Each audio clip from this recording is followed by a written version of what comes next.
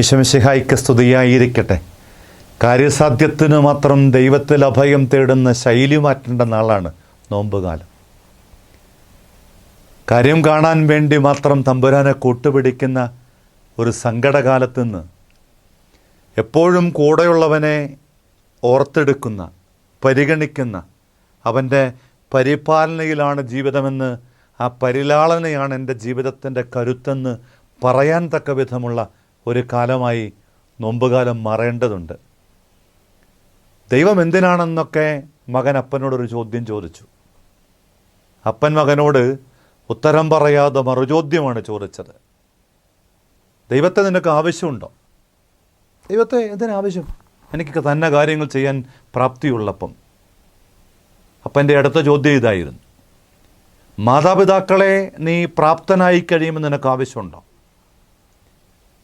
അവൻ പറഞ്ഞു, തീർച്ചയായിട്ടും ഇല്ല.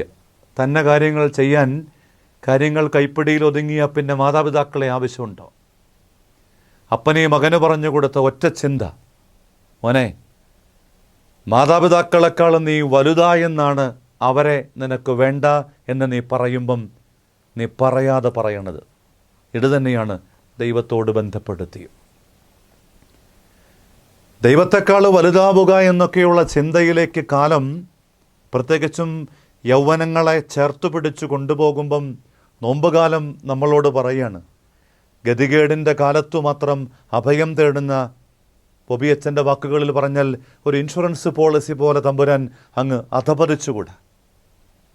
പരദീസായിലെ സന്തത സഹചാരിയായി നടന്നൊരു ദൈവത്തിൻ്റെ ചിന്തകളും ഓർമ്മകളുമൊക്കെ ഉൽപ്പത്തി പുസ്തകത്തിൽ നാം വായിച്ചെടുക്കേണ്ടത് പോലെ ആ ഒരു മനോഭാവത്തിലേക്ക് കുറേയും കൂടെ അടുത്ത് ആയിരിക്കാൻ വേണ്ടി ആവട്ടെ ഈ നോമ്പുകാലം.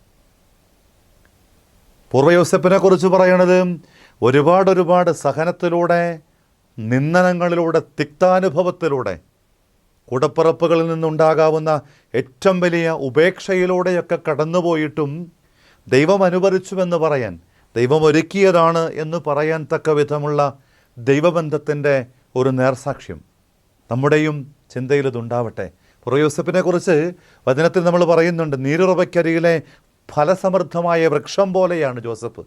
എന്ന് വെച്ചാൽ അത്രയ്ക്ക് എല്ലാ കാലത്തും ഫലം പുറപ്പെടുവിക്കുന്ന, പ്രതികൂലങ്ങളിലൊക്കെയും പിടിച്ചു നിൽക്കുന്ന, അനുകൂലങ്ങളിൽ ഒരിക്കലും അഹങ്കരിക്കാത്ത, ദൈവത്തോട് ചേർന്ന് വിശ്വാസത്തെ മുറുകെ പിടിച്ച് അടിസ്ഥാനപരമായ നന്മയുടെ വഴികളെ കൃത്യമായി പാലിച്ച് സഹജീവികളോടും തന്നെ മുറിപ്പെടുത്തിയവരോട് പോലും സ്നേഹത്തിൻ്റെ, കരുണയുടെ, കരുതലിൻ്റെ ഭാവങ്ങളോടെ കഴിഞ്ഞുകൂടുന്ന ഒരു ജോസഫ് നമ്മൾ ഓർമ്മിക്കണം. നോമ്പുകാലം ദൈവത്തെ കുറേയും കൂടെ ഗൗരവത്തിലെടുക്കുന്ന കാലമാണ്.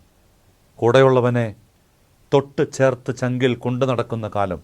കൃപയ്ക്കായി പ്രാർത്ഥിക്കാം. നമ്മുടെ കർത്താവ് യേശു മിശിഹായുടെ കൃപയും പിതാവായ ദൈവത്തിൻ്റെ സ്നേഹവും പരിശുദ്ധാത്മാവിൻ്റെ സഹവാസവും കൂടുതൽ ദൈവത്തിന് വില കൊടുത്ത് ഒപ്പം നടക്കാൻ നമ്മളെ ശക്തിപ്പെടുത്തട്ടെ, ഇപ്പോഴും എപ്പോഴും എന്നേക്കും. ആമീൻ.